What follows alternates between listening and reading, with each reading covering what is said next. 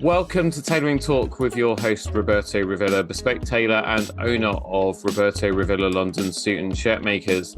It's the podcast where I take you on a journey around the globe. We'll either be talking tailoring or I'll be tailoring the talk. We'll meet a host of amazing human beings, creators, self-starters, performers and more to learn about their journeys and lessons they've learned. They share their top tips and life hacks to guide you on the path to success. Please support my show by subscribing, and it helps so much if you take a few seconds to rate and review. My guest today is the owner of VanDerWalt Coaching in California. He's a life transition and resilience coach who works with people aged 30 plus who feel disconnected and disjointed from who they truly want to be. He coaches and inspires his clients' transition to a reconnected and energized life that is charged with curiosity and creative possibility. Here to guide you on the path to living your lives rather than just merely surviving. Please join me in welcoming James Van Der Walt to the Tailoring Talk Show. James, how are you? I am good. Thank you very much for having me, Roberto. Great to meet you. You're welcome. Thank you for swooping into my life at this moment in time where I feel like I'm in the eye of a hurricane. There's a lot of change going on. Not so much in my personal life, but in my professional life. But what it's doing is it's obviously creating all kinds of disconnection and combobulation. I don't even know if that's how you say the word. In my personal Sounds life. good to me. Yeah, exactly. And I feel like everything's swirling around me. I can see what's going on, but I can't grab anything and hold down to it. And I know that a lot of my listeners are feeling the same at the moment, whether it's just because of stuff they've actually got going on in their personal lives or it's the general world around them. But I know we're all going to feel better in about 30 to 40 minutes time once we spent some time with you. Anyway, you're on the other side. You're calling in from California, but you don't sound like a Californian, James. Yes. Tell me how that is. I was born in South Africa and grew up there for a few years and then immigrated to the UK at the age of 18 and lived there for 22 years, which has been amazing and absolutely incredible experience. And then life happened. You know, those little transitions that turns into big transitions. And then, as you just said, eye of the storm, what's happening around me. And I got given the opportunity to move to California. Decided to have the adventure, do it. And that's how I ended up here. Yeah. And it's been good fun, really good fun. Yeah. Nice to see some weather that's not continuously the same. Well, it has been continuously the same here for over 2 weeks now. It's been continuously dry. Nice. Yeah. Excellent. Yeah. I know. That's in good. February. That means we had so much rain over Christmas here. It's amazing. So which is good. California is very dry. It needs it. But yeah, it did bring back some good fond memories of the UK.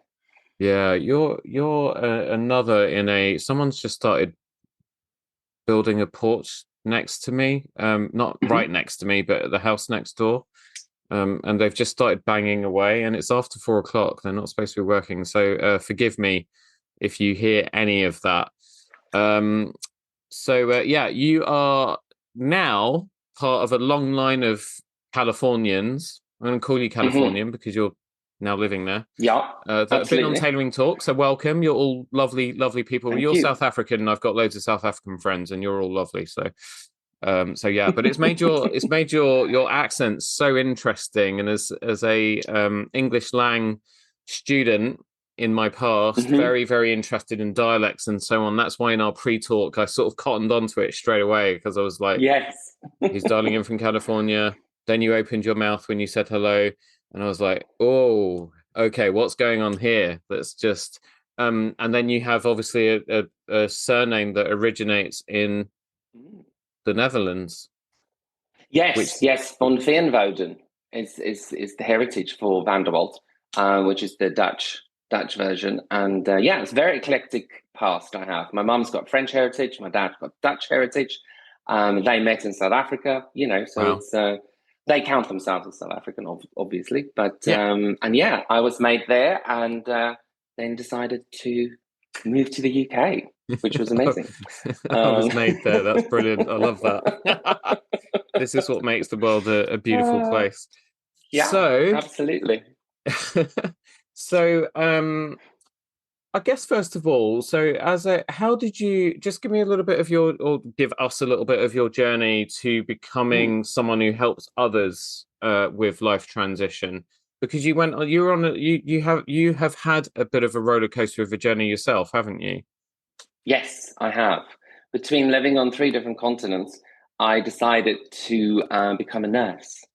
Just to add a bit of excitement to the journey, and ended up in ICU nursing as a nurse there, and met some amazing human beings, doctors, nurses, patients, and then the families. The families were the huge attraction, the big learning curves, the moments when you meet human beings at their absolute most vulnerable and you see who they truly are. And I did it for decades because every time I met a human being at their most vulnerable, the most beautiful people stepped out. Yeah. Truly genuine, kind. Did I use the word generous? I haven't yet. Yes, Not generous yet. people. Mm. And that then led me into organ donation nursing. And there I met even more amazing people because I worked with the family specifically on the donation side. So that was, they're in grief, their loved one's about to die. And then you have this conversation about organ donation. And then I met again the most amazing humans who, in the most grief-stricken, lonely place of their lives, can still think of other people through that act of gifting, which was so beautiful and so amazing. And then I got ill and I became the patient. And so I got to see everything from the other side, and I had to face up to the fact that I possibly going to die. I wasn't going to necessarily survive myself. I had to change things. And I walked on that journey, which was a good 3 years. Mm-hmm. And that then got me to the point where I went, need to find a different path. Nursing wasn't a possibility for me anymore. And then lockdown happened. That tiny little space of the... Yeah. And because of my heart condition, I had to properly lock down, where I couldn't walk around or, go places. Yeah. And I was on a forum on Facebook with a bunch of people who has got what's got my heart condition.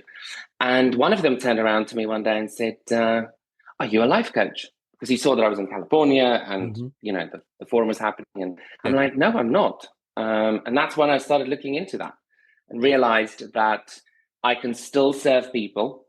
I can still look after people, even if I'm not nursing. And I found this amazing company called the Health Coach Institute that showed me that health coaching and life coaching is one, where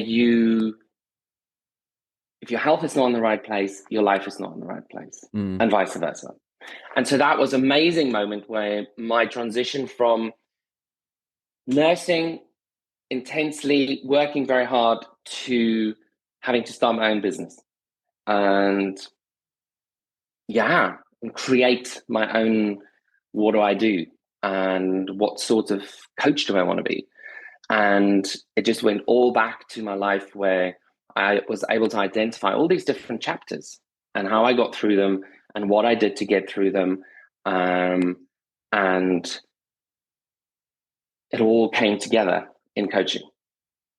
And then the big light bulb went on when I realized that we all have to stop trying to survive every transition. So what is a transition? Transition is basically 1 minute to another minute. You've developed, you've grown. Other people describe it as life challenges. life momentous moments that you have to get over or around or under, or, you know. Yeah. And for me, it was just this really intense thing where I realized we have to stop trying to just get through each one of those challenges. We have to actually be awake and be conscious inside them, which is really hard. It's not easy to do, but it's the best way to get to the other side of the challenge or the transition, because you then learn, you recognize your feelings, you see how your body reacts, you see how your mind reacts, you get to know yourself. You know, what am I capable of doing?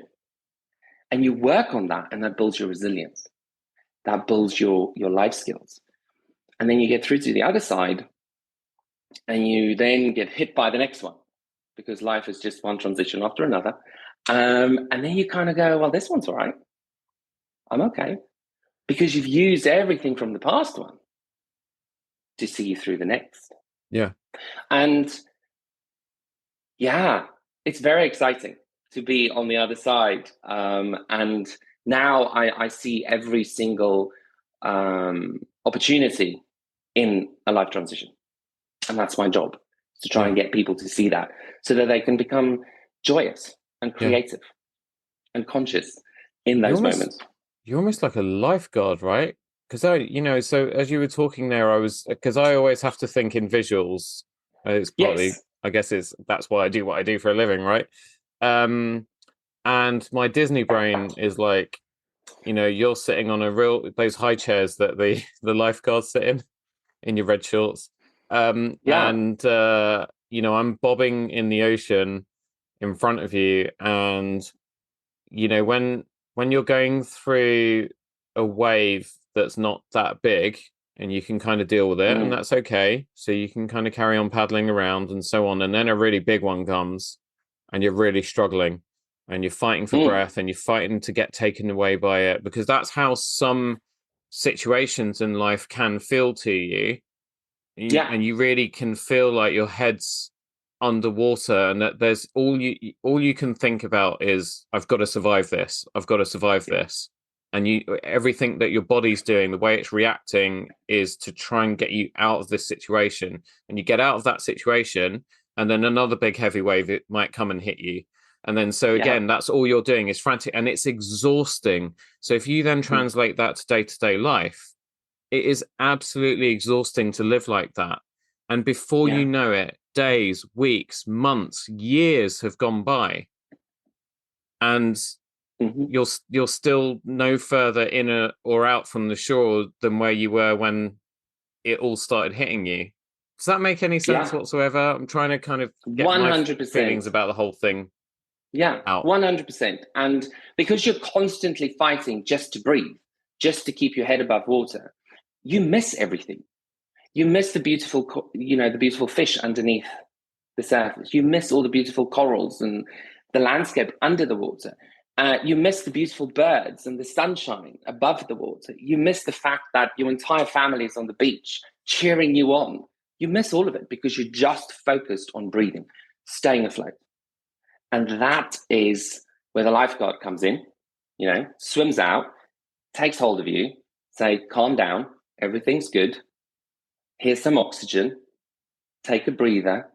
Let's look underneath. Let's see all the beautiful, beautiful sea life underneath. Now, let's take a breather, look up, see the sky, and there's your family on the beach. Everybody's cheering you on.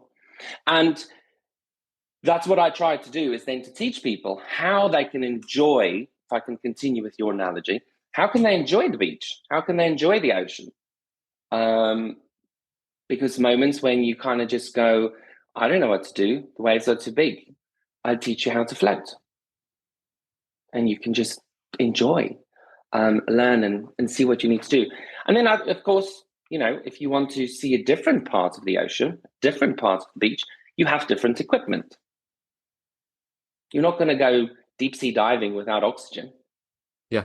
You're not going to go paragliding above the ocean without a paraglide. Is that what you would call it? Yeah. A para something. Like, yeah. That big kite thing you hang on to. Yes. You're not going to go to the beach without a towel. There's basic things that you need to do what you need to do when you go on a life journey or you go to the beach. And so it's very, when you look at what you need to go through these things, is you need system, and you need accountability, and you need support. And if you have that in place, if you know this is my system, this is how I deal with every single transition, doesn't matter how big or small they are, you're safe. And if you've got support, whatever that is, maybe a life coach, maybe a family, maybe a friend. And then, of course, there's the system, there's the support, and there's the accountability. Yeah. The accountability is a very interesting one because not everybody knows about that. Not everybody necessarily use it, and not everybody necessarily see why they would need one in a life challenge. So life challenges, for example, is you're in your comfort zone and you deal with those specific challenge in the way you were brought up. So there's this, it's your belief system. So your belief systems are linked to a value, and that's how you will cope with it. That's the resources in your brain. And that keeps your brain safe, it keeps you safe, it keeps you comfortable. Now, when you step out of that comfort zone, you step into fear. Most people's brains will tell them, this is dangerous, step back into the comfort zone. And then we, just again, trying to breathe, just keeping the oxygen, missing everything. But it's about me helping people. It's about your system, your accountability. And that's where we're going with that one, is the accountability, is somebody to remind you to stay in the fear. Because once you're in there and you see it and you hear it and you feel it, and you actually take a step back and you look at your life consciously, that's when you realize that the fear factor is very small. And then you step through that, and then that's where the learning happens. Yeah. And then once you've got the learning and you're enjoying that, or at least appreciating it, because not all learning is fun.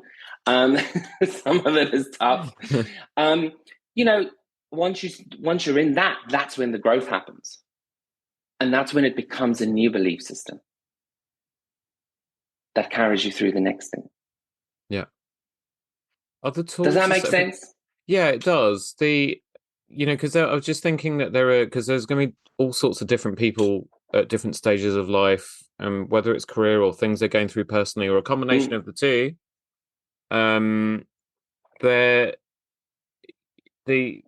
The types there are obviously many different types of transition, because there's career, there's relationships, whether it's friendships or your spouse, divorce, that sort of thing. Yes. People who are going through transitions, because one of my friends recently, her daughter is 18 years old, off to university, doesn't necessarily need mum anymore the same way that she does. So the transition she's going through right now is that, she's waking up in the morning, where for 18 years she's woken up in the morning and her purpose was to be a mother. So she would think of her daughter before thinking of herself. Now suddenly she doesn't have that. So she's trying to work out who she is as everything else outside of the role of being mum. Me, a lot of the transition that's happening at the moment is in business. Now I'm going to sound like a complete twat, but it's because we had a great year last year unexpectedly. That kicked up a load of new opportunities.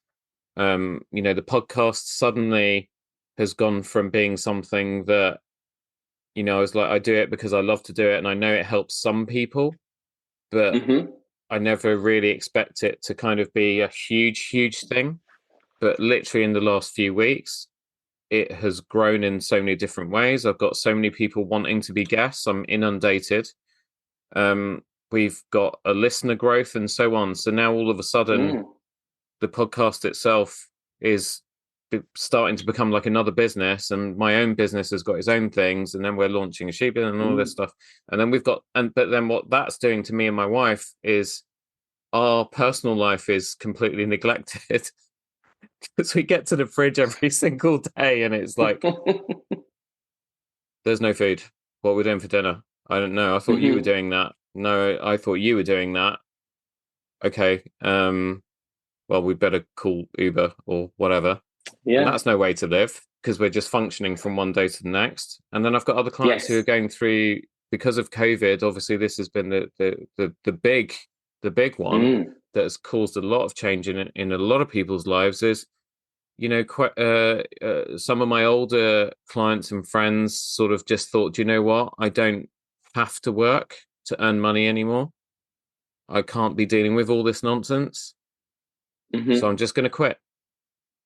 But they weren't prepared for it because it was this thing that suddenly happened. So they didn't have time to think about it beyond, I don't want to do this new way of working or, you know, whatever it is that they just can't be bothered to deal with anymore.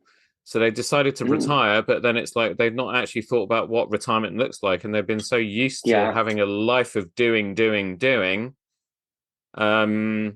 You know, other people are really struggling with this, with new ways of working and having to use technology more because it's very alien to them. So I guess the point in my long-winded thing here is that there are many, many different types of transition, but are there some fundamental tools that you need to equip yourself with to get through, like a Swiss Army knife? Yes, exactly. Is there a Swiss Army knife of life? Try and say that 20 times really fast.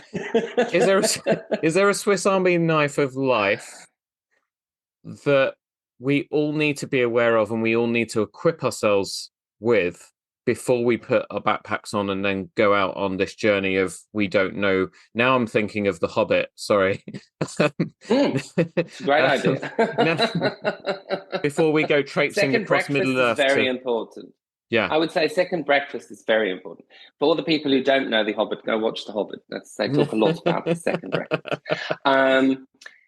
It's so what is the Swiss Army knife? Again, it's the whole thing about the system, the accountability, and the support. You cannot go through any transition if you don't have that. And if you look at people in general life, all of us have support at some point. You know, maybe family, maybe friends. The things that we don't necessarily have is that system, that thing that helps us. Okay, this is how I do everything. This is how I start everything. And so one of the things, for example, that I teach clients is all of it being about self-awareness and being mindful about what's happening within your life. And there's lots of different things that you can do to be mindful, to become self-aware. The third thing that I definitely highly recommend for everybody going through any moment in their life is self-care. You know, if we take the example of your friend whose daughter's gone to university, that's somebody who's probably for 18 years have put care of other people before they've put care before themselves. And now it's having to deal with those guilt issues of self-care. She will not. It's really funny. I knew you were going to say that because she told me that herself. She will not. She's an amazing person. She's so generous in terms of the way she gives and cares and will do things for other people. But she will never, ever take, receive, ask for help for herself. Yeah. And those are amazing business. All of that makes us what we are as humans. Therefore, we have to be able to ask for help. We have to be able to give help, but we also must be able to look after it. So if you can take a bucket of water, for example, everybody around you is thirsty. They've got a cup. They come to the bucket. They dunk it. They get some water. Eventually, the bucket's going to get empty. That bucket has to be refilled. And it's about teaching yourself that is self-care. Self-care is not selfish. Self-care is not egocentric. Self-care is, I love all of you, but I'm taking 5 minutes to refill my bucket so then I can continue sharing, I can continue giving, I can continue serving. And so, and it's that you can't refill with self-care if you don't have self-awareness. So if you don't know that you're exhausted, and you know, most moms out there don't know when they're actually exhausted because they've learned to overcome all exhaustion. You can't bring children into the world and then develop human beings and send them off into the world without getting tired, you know, and without overcoming that all the time. And so, yeah, they're a big part of this world that creates the most amazing societies, but need self-care. They need to look after themselves. Yeah. And, you know, take what you do, for example. You're a tailor. You make beautiful clothes for people. That's self-care.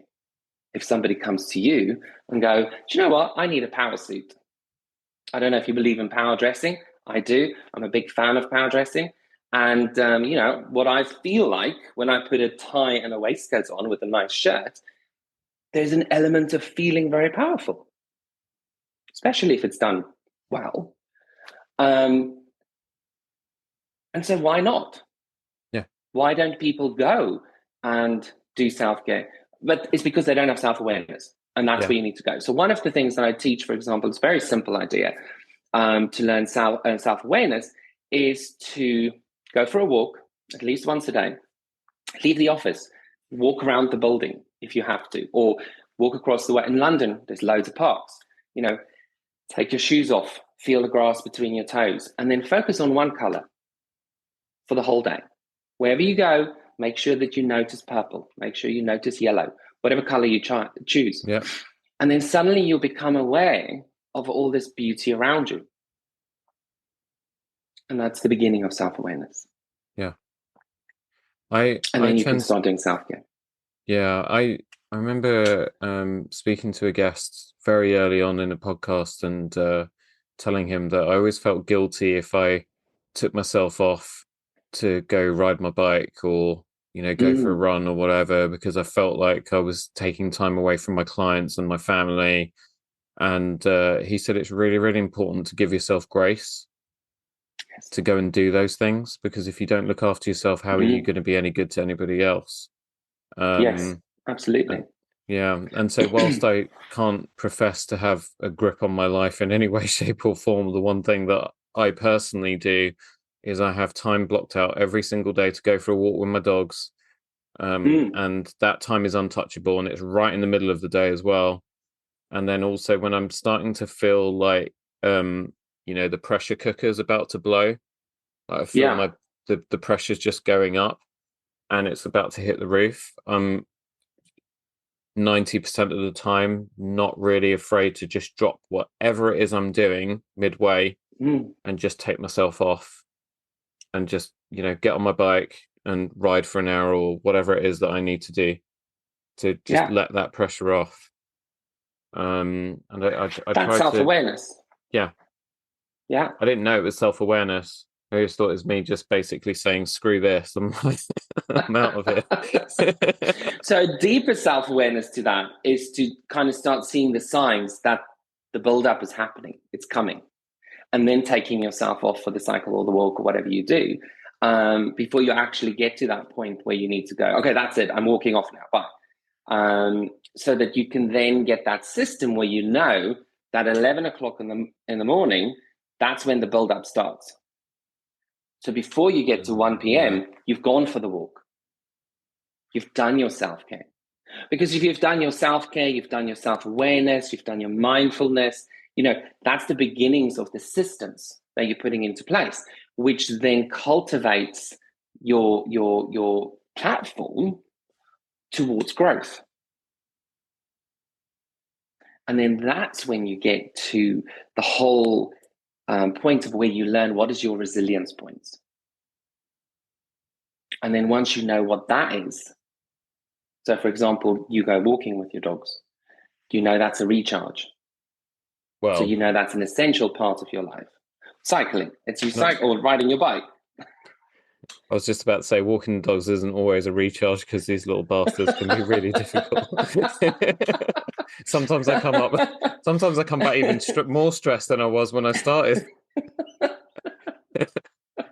It's But like that's where I need to learn to just, appreciate, but being serious for a second and taking responsibility and ownership of that. That's not their fault. That's me. No. That's all on me. And I need to learn to appreciate them more as animals, and also just to appreciate the fact that I've got enough control over my life that I can actually make that decision and go and do that. Exactly. I like this. So yeah, it's good. Yeah. It's good.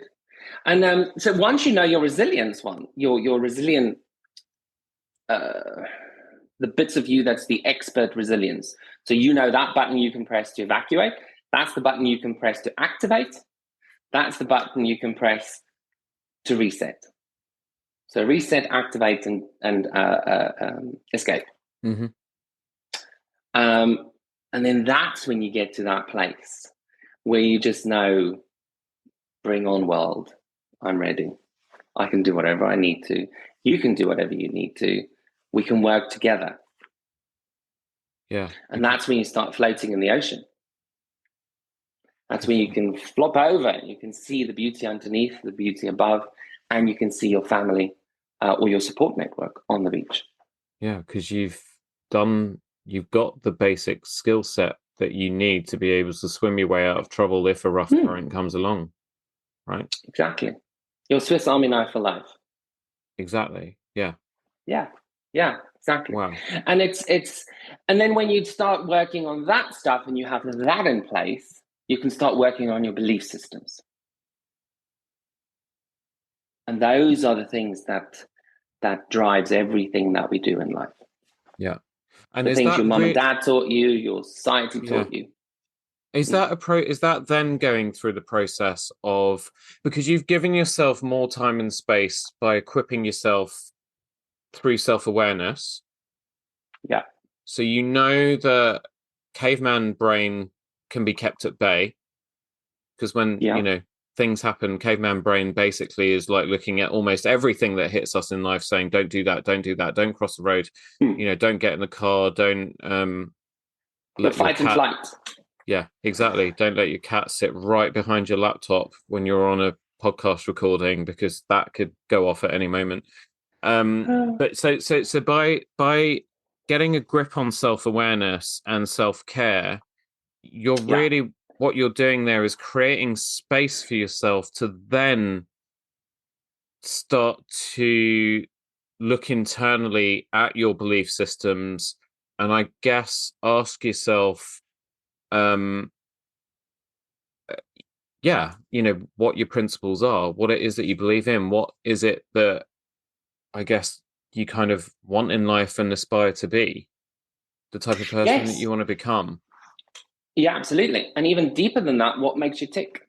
So if we take your friends, for example, or clients of yours who suddenly just decided to retire. Yeah. Now they don't have a company to run, or they don't have a business to run, or they don't have a job to go to. And that's huge, to suddenly realize, I don't know what makes me tick. What actually makes me get up in the morning?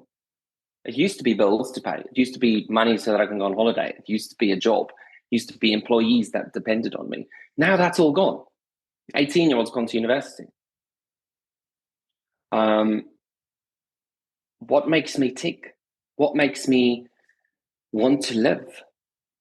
And for some people, that can be incredibly overwhelming. And to then have those skills and moments of resilience when you can go, okay, I actually have time to breathe. Let's think about this. Let's dig into the fear. Step through that. Let's learn. Let's start something new. Yeah. And starting new, by the way, is not easy. That can be very hard too. Yeah, very scary. I think it's such an important place to be, when you can actually listen to what your heart has to say, what your gut has to say, those instinctive things, instead of being overwhelmed with what your brain is continuously telling you to do. So many of us have gotten to a point in our lives where survival, keeping our heads above the water, has become so important that we forget what that's doing.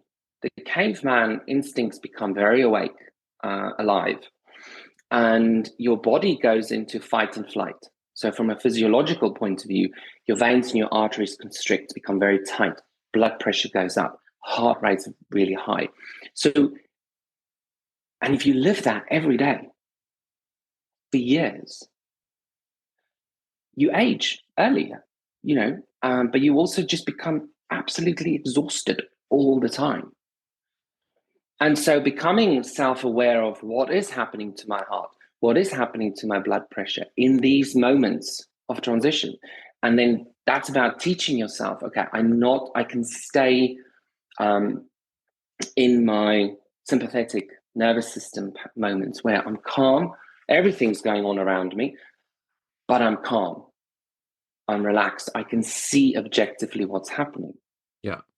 And it's about moving your body from that parasympathetic to the sympathetic. And it's learning what the basic things are that you can do so you're not continuously in fight and flight. One of the funniest things I had to teach somebody the other day was how to eat. Really? And literally, how do you eat? And we as humans who's constantly running, stand and eat. We eat in like 5 minutes. We shovel quick, don't chew. Yeah.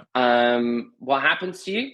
Indigestion, mouth ulcers, stomach ulcers, because it's continuous adrenaline. We get fat as well, because what is happening to the body is the bowel system, the digestive tract, has less oxygen going to it because you're in vasoconstriction. So you don't digest the food as fast as you would normally when you're in a relaxed zone. Your body goes, oh, we might not get food again. So we put all of that into fat, store it for when we need it later, because we're all in starvation mode. Because at any moment now, the bear or the tiger or the lion or wherever you live in the country, England used to be wolves, but there's not really much here. I don't think there are any animals here that can kill us. A red bus in London. Post office moment, drivers and white van drivers. Yes, there are though. And Tesla at drivers. Any moment, sorry. Oh, the Tesla. There's lots of them here. One of my best friends who he's just got back from California because his girlfriend's family are from there. And he was like, it just seems to be 20% pickup trucks and 80% Teslas over here. Yes, there's a load of them. But so you can get attacked at any moment from any place. Yeah.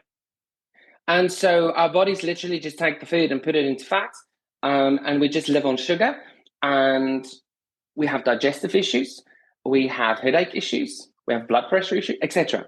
And those are all tiny little things that you can change yourself at home, Swiss Army knife moments, just to have 5 minutes of calm. So your body can go, okay, we're not under attack. And learning to eat properly, for example, is one of those things. A meal should not take you less than 20 minutes. You should be sitting. You should be chewing properly and taking your time to swallow. Knife and fork, put it down in between bites. Because we're not in a rush. We're not under attack. And then, of course, that brings in breathing, that essential bit of life. We need oxygen. We need to be able to take a breath in and exhale so that we can get oxygen in, get rid of the carbon dioxide. You see, that's where all the medical stuff comes into life coaching. And we all think we can breathe, but we're not. We're constantly breathing really fast because we're in fight and flight. So what I normally, in my own life, what I do is I try to have a meal at least once a day where I eat longer than 20 minutes. I take time to breathe. So I do 5-5-7 breathing. So where you breathe in for 5, then you hold for 5, and then you exhale for 7. And I do that before I start my meal for like 2 minutes or so. So my body knows I'm going to get nourishment now, but there's no rush. I'm not going to get attacked. And then you eat for more than 20 minutes. And then after that, take time just to reflect on your day. Have a moment to be conscious about what's happened. Was it painful? Was it good? Was it sad? Was it exciting? What's happening tomorrow? All of that will take you half an hour, 30 minutes. Yeah. It doesn't really sound like that long. No. If you think about how long our days are and what we spend our time on, 30 minutes is really not a long time. Yeah. But it is life-changing. Because one thing that I'm going to try that tonight, actually, the whole putting the knife and fork down between each. Bite. But after I've walked these two nutcases, that's what I do. Before I continue work in the afternoon, I'll make my lunch and then I sit on the sofa. And then my way of timing out my 30 minutes is to watch an episode of The Office or, one of my other favorite comedy shows. But it means that I'm not thinking or worrying about anything else for that half an hour or so. And that's my way of, but then when it comes to dinner and breakfast, I'm doing exactly what you were saying before, which is I'm just shoveling it in. It's like, I'm the first one that's finished, and no wonder my weight fluctuates so much. And I'm just constantly stressed out all the time. I'm glad that you said you watch a comedy, because that's, the endorphins that's released from laughing is very healthy. It's very good. Exactly. I don't watch the news because there's enough worry and stress going on. I don't need to add any more of that stuff to it. No. Something else I wanted to ask you is transition can be, obviously it's mostly forward. So it's like we move forward in a linear fashion in life along our timeline.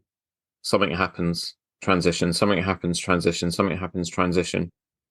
And that's going to happen anyway, because like you said at the very start of this conversation, life is just practically one series of one transition after another.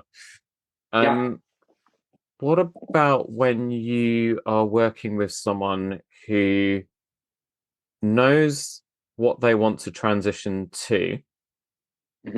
So if I may use myself as an example again, because it's just me and you here.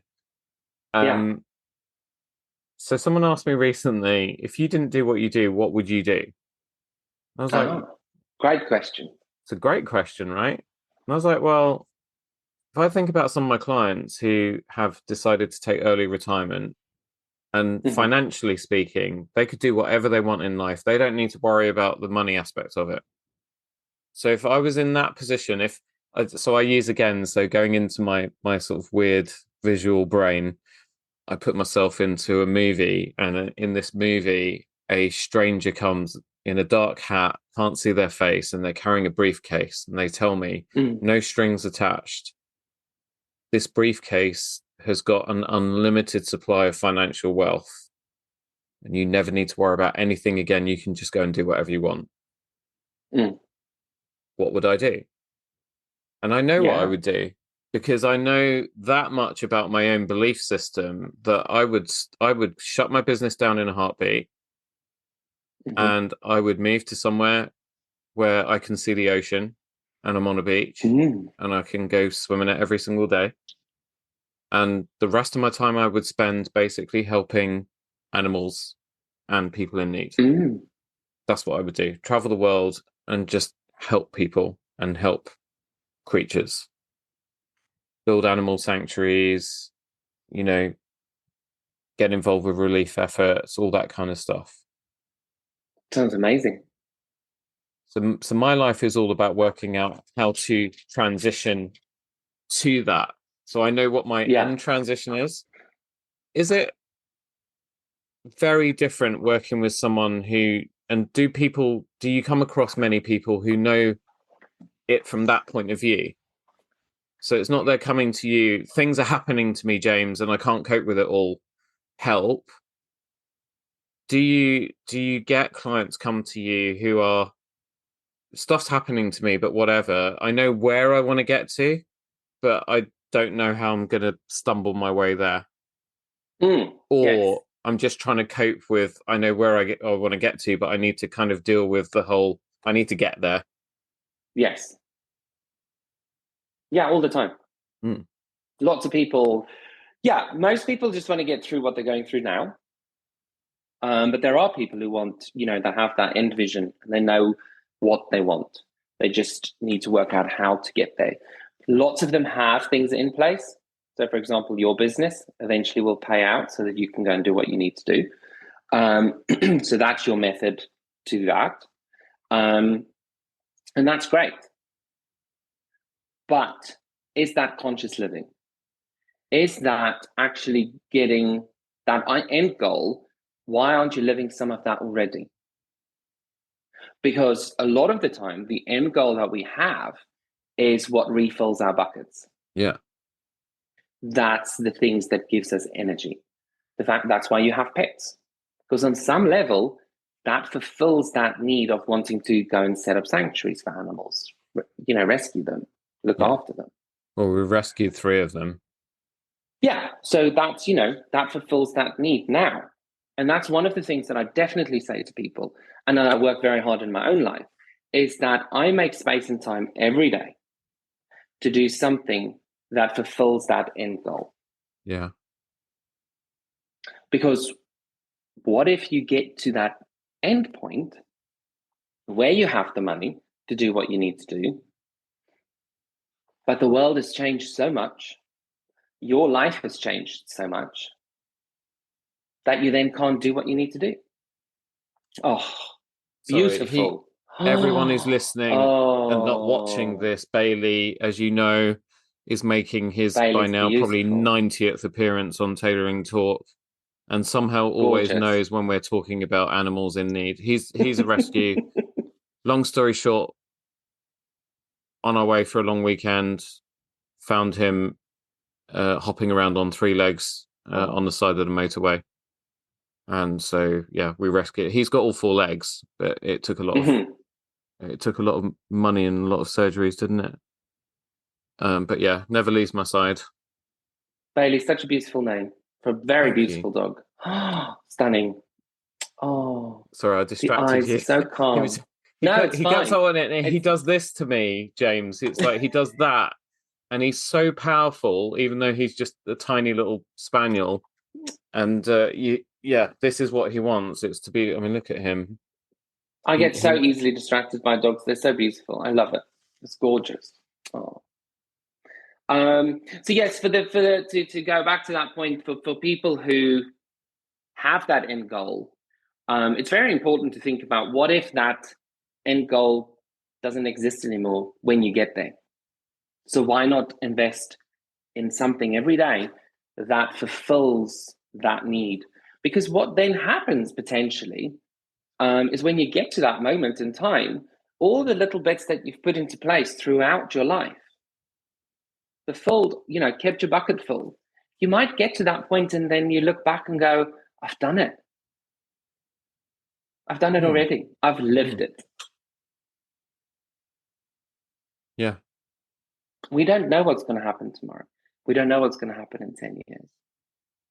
Yes, I agree that it's amazing to have that end goal. It's amazing to work towards it. But don't miss out on the end goal by not doing it now. God, this is the whole living in the moment thing, isn't it? Because you don't even know if you're going to be here in 10, 20, 30 years' time. Exactly. Yeah. What if all the wildlife sanctuaries have taken control and looked after everything? And then you get there and go, oh, all the animals are looked after. Extreme example. But then you missed out on helping throughout your entire life. And that's where the conscious living thing comes in. And that's when we talked about this earlier, just before we went online. It's the whole thing. You are not lost. It's just a transition. You are lost when you're just constantly trying to breathe and stay afloat. But you are in the moment, learning, growing, when you consciously living through all your moments. So, one of your goals was to rescue animals. But you're doing it already. Conscious living is such an important, such an essential thing to, for example, myself, I was never conscious of my body. I was invincible. As an ICU nurse, who looks after a very small percentage of people in this world that gets very, very sick, you get to a point where you feel invincible.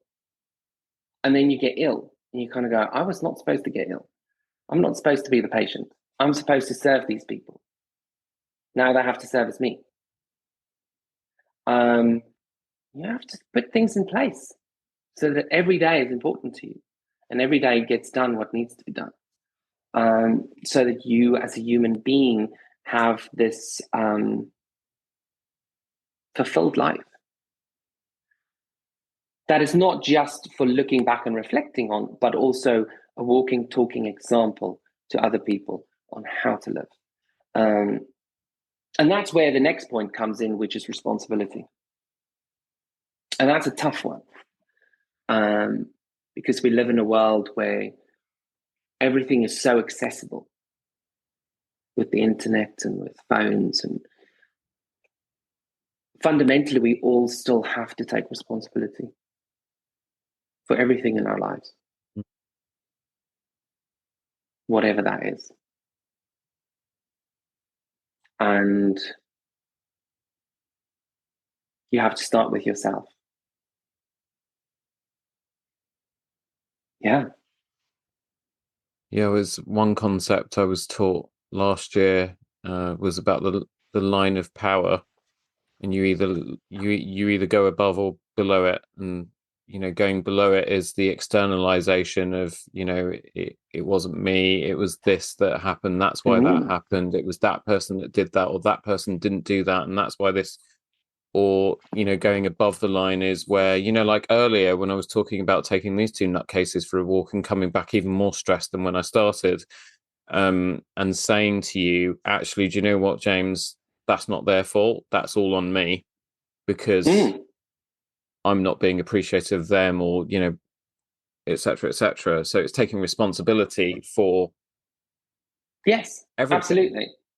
And saying, what can I do to avoid, or what could I have done, or how can I learn from this, rather than saying it was because it wasn't me. Just deflecting rather than internalizing and taking control and responsibility. And a very easy way of doing that, I say easy, a mind-blowing way, let's use it that way. Ooh, I like that phrase of learning and becoming more conscious is to, when you have a conversation with somebody, is to try and find out their story. Make it all about them, not about you. Don't think about what is your answer going to be to their question. What do you want to respond to in relation to what they've just said? Make it all about them. Hear everything they say. Find out everything about them. Get their story. Learn their story.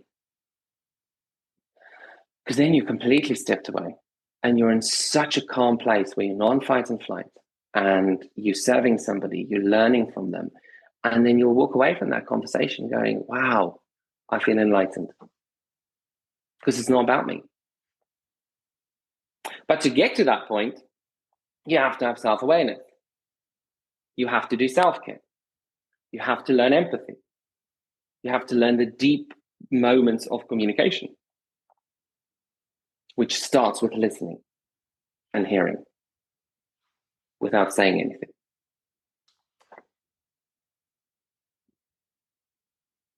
Wow. Yeah, all right, Bailey. Calm down, Jesus. Oh, look at the love the Bailey wants. Look, that nuzzling is just beautiful. Gorgeous. Yeah. Yeah. He's lovely. We're really, really lucky that we came across him. Those ears, it just looks like beautiful big hair. It's gorgeous. It's winter, but so his hair's gone darker, but usually he's got a blonde mop. Oh, right. So, in summer, when it's more summer, yeah, in summer it will lighten and he goes blonde. Oh, he looks like a BG. James, thank you so much. My pleasure. Thank you for having me. I can see why you're a great coach as well. You've got such a calming demeanor about you. I love your cadence as well. Thank you. Yes. Yeah. Took a few years of hard work, and there's many years of hard work to come, which is very exciting. Yeah, but thank you. I No, take but your compliments. I can tell, and I know, I'm sure our listeners will have been able to, if they're not watching this, they'll have certainly heard it in your voice that you're very passionate about what you do. And thank you for what you do. For people to reach out to you, you're on LinkedIn. So I'll put that link in the show note because I'm looking at it on my screen here and it's got some weird numbers and letters at the end of it for some reason. So I'm going to try and simplify that for people. You're on Instagram. I am. Fair amount. Yes. Fair amount. Absolutely. At VanDerWalt Coaching. Coaching. Exactly. Yes. Yeah. And then your website is? Website is www.vanderwaltcoaching.com. Someone younger than me recently said to me, you don't need to say www every single time. Oh, really? Yeah. See, I just gave away my age. What do I need to say? Apparently we just say VanDerWaltCoaching.com or RobertoRevillaLondon.com. Oh, okay. Well, there you go. Well, there you go. Thanks, Gen Z. I was on a podcast the other day. Yeah, thanks for that. That's good to know. I was on a podcast the other day and I said, I used this whole phrase of, we were also talking about beaches and oceans. And I said, the beach is my control, Alt delete. And the person who's running the podcast was significantly younger than me and went, control, Alt delete? Huh? I went, yeah, that's the concept, when you reset the computer. I'm like, oh yeah, we don't have to do that anymore. I'm like, really? Okay. How do we do it now? I think the computers just do it themselves. No idea. But yeah, it was, okay. Yeah. It's like, it was one of those moments. I interviewed someone recently, Harriet. She's amazing, Miss GB Universe, 22 years old, like just an amazing human being. And she's very tall, 6 foot tall. Mm-hmm. Amazing. Been 6 foot tall since she was about 13, 14 years old. And, I said to her that, that it's good now that there are role models like Gwendolyn Christie, from Game of Thrones and, Star Wars. And she sort of looked away from the camera. Amazing outfits in Wednesday. Sorry to interrupt. Oh, didn't you love that show? Yeah, so good. Good. I can't wait for season 2. Sorry. No. You can to talk about that stuff. Interrupt me all you want. Yeah. So yeah, but then she kind of sort of did this on camera like that, and I said, "Are you just Googling all the references that I just gave you?" And she said, "Yeah, I don't understand any of them. I'm so sorry." And then I said, and then she said, "Oh, you mean the lady from the actress from Wednesday?" I thought, God, why did I not just say that? Anyway, there we go. This is what makes the world fun. So this is a transition that we're going through as exactly. I don't want to say older people, but children of the 80s and 90s. I grew up without the internet. The internet didn't exist when I was a child, and I got my first mobile phone when I was 23. Yeah. It's Apple didn't exist. Well, Apple did exist, but nobody could afford it when I was a kid. But the iPhone certainly didn't exist when I was a kid, for sure. No, definitely not. No, you couldn't touch a screen and do stuff with it. I remember the computer screen was giant and it was yellow, and printers used to make a lot of noise. Now we don't even print things anymore. Exactly. Well, it's like big transitions. Stories of children that were sort of born during the pandemic and in lockdown, or toddlers in lockdown who would, be shut indoors. And one of my clients was telling me about his son who would constantly touch the windows as like in the same way that he touches his iPad, wondering why they didn't interact. Wow. Yeah. That's really sad. Well, and let's talk about what we're doing right now. Who thought you could, do podcasting, have conversations and people listen? It's amazing. I know. Do you know how many friends I'm making around the world now? It's amazing. It is incredible. It's made my life absolutely so much richer. Amazing. Yes, I agree. James, thank you so much. Have you had fun today? I did. It was great. Thank you so much. I had moments where I felt I was on a bit of a soapbox and just continuously talking, but thank you for letting me. It was fun. It was good. It was great. And I did bring in some fashion references a little bit, but it'd be good. Yeah. Talk about what you actually do, and everybody should get a power suit. Yeah, I like that. Thank you so much. Thank you all for joining James and I today. No, you're welcome. Make sure you all definitely hit that share button. Send this episode on to someone you know who could benefit from the things that James shared on this episode. And you can find Tailoring Talk on Instagram at Tailoring Talk Podcast for updates on new episodes. You know I love feedback, so make sure you email me at tailoringtalkpodcast@gmail.com. If you want to support the show further, you can buy me a coffee at buymeacoffee.com/Roberto Revilla. I'm doing the not breathing thing. I just realized that. James is grinning at me. Have a great week. Be good to each other, and I'll see you Tailoring Talkers on the next one.